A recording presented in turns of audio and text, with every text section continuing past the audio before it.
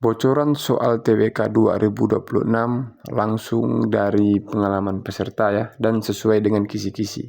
Kita cek soalnya. Korupsi oleh pejabat publik merupakan pelanggaran terhadap sila kelima Pancasila, keadilan sosial bagi seluruh rakyat Indonesia, dan memiliki dampak luas terhadap masyarakat dalam konteks nasionalisme dan persatuan bangsa. Bagaimana tindakan tersebut memengaruhi hubungan antara pemerintah dan rakyat? A. Membuka peluang bagi masyarakat untuk berperan aktif dalam memperbaiki sistem pengawasan pemerintahan. B.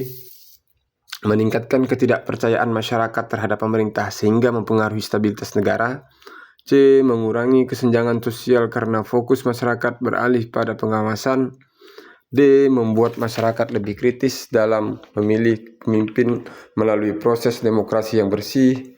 Kita ke E. Memicu konflik internal di dalam institusi pemerintah yang dapat menurunkan efektivitas kerja pemerintah. Untuk jawabannya ini B ya. Nah B, oke. Meningkatkan ketidakpercayaan masyarakat terhadap pemerintah sehingga mempengaruhi stabilitas negara. Kita ke soal nomor 2. Pancasila memiliki peran penting dalam membangun identitas nasional Indonesia. Bagaimana Pancasila membantu membentuk dan memperkuat identitas nasional bangsa Indonesia? A. Menjadi dasar bagi penyusun kebijakan luar negeri. B. Menjadi pedoman untuk memperkuat keberagaman budaya Indonesia. C. Menjadi alat untuk menghapus perbedaan etnis dan agama. D. Menjadi dasar untuk membangun ekonomi nasional yang kuat. E. Menjadi landasan untuk mempersatukan seluruh warga negara Indonesia. Untuk nomor 2, jawabannya iya, menjadi landasan untuk mempersatukan seluruh warga negara Indonesia. Kita ke nomor 3. Dalam sistem pemerintahan Indonesia, Presiden dan Wakil Presiden memiliki kewajiban untuk menjalankan tugas sesuai dengan ketentuan Undang-Undang Dasar 1945. Jika Presiden dan Wakil Presiden tidak menjalankan tugas sesuai dengan Undang-Undang 1945, apa yang kemungkinan besar akan terjadi? Ya. Untuk yang A, jabatan Presiden dan Wakil Presiden dapat diberhentikan melalui prosedur konstitusional.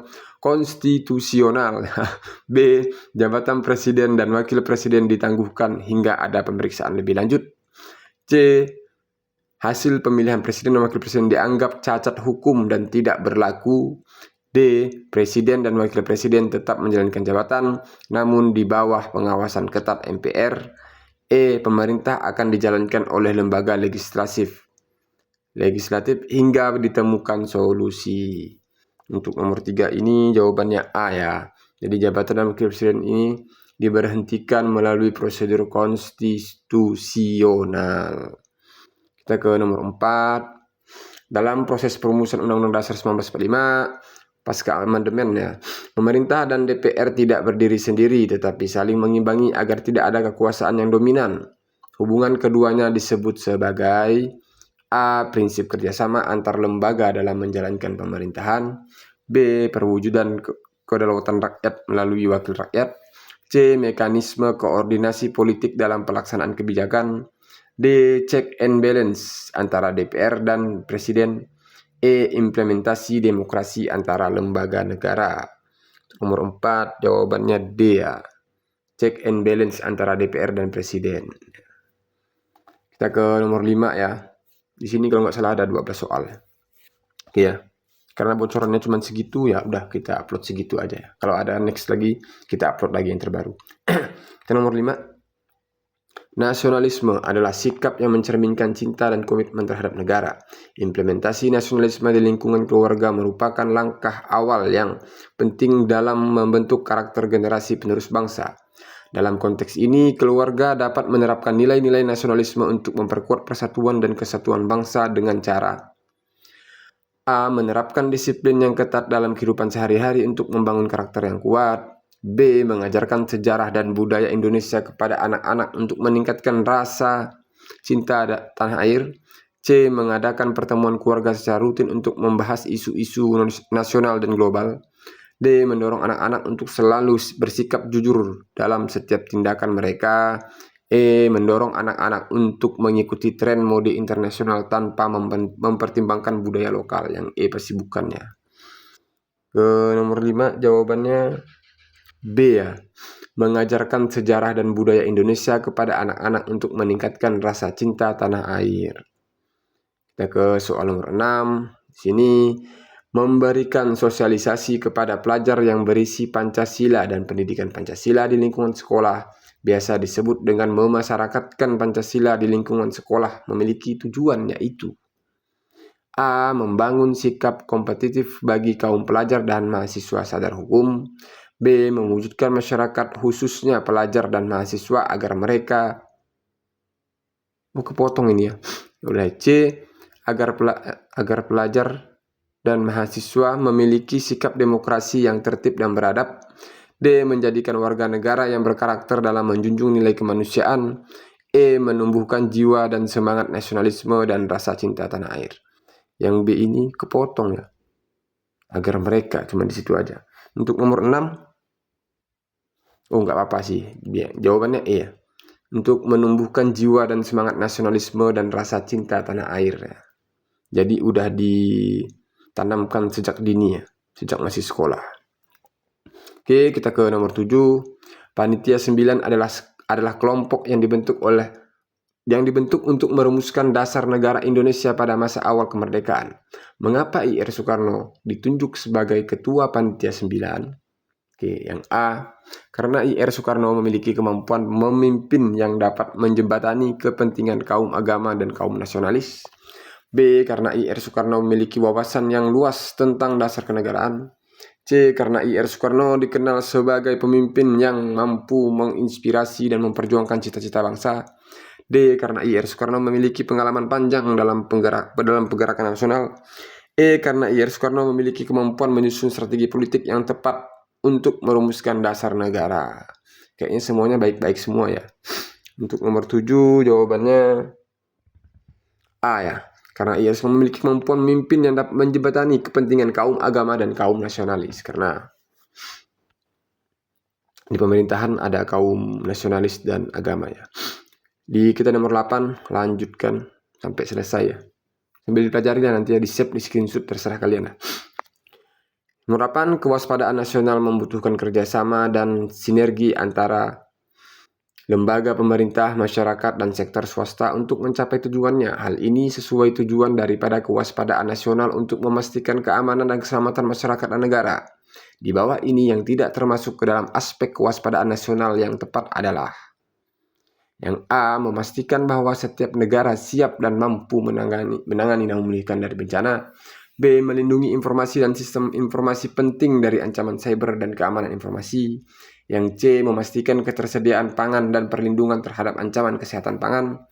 D, memastikan keamanan dan keselamatan transportasi dan pencegahan terhadap ancaman terhadap transportasi.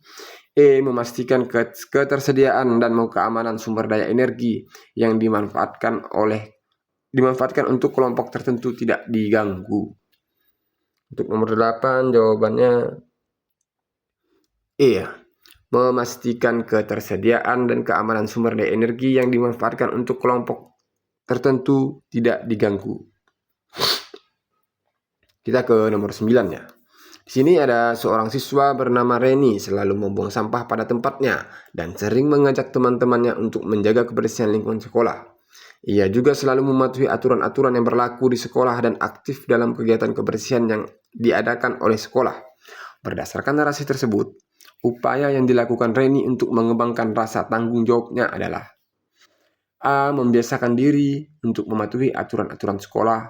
B. Melakukan hal-hal yang memerlukan tanggung jawab secara terus-menerus. C. Menanamkan nilai-nilai kebersihan dalam diri. D. Mengajak teman-temannya untuk bertanggung jawab. E. Melakukan evaluasi diri secara berkala ya.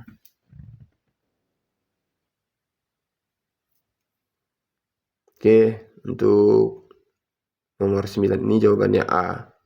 Membiasakan diri untuk mematuhi aturan-aturan sekolah ya. Jadi kan bukan hanya membuang sampah pada tempatnya, masih banyak aturan-aturan sekolah yang lain yang harus dilaksanakan dan dibiasakan ya, agar menjadi siswa yang baik. Kita ke nomor 10, seorang mahasiswa yang memiliki nilai yang kurang memuaskan dalam ujian akhir semester memutuskan untuk mengambil tindakan ekstrim.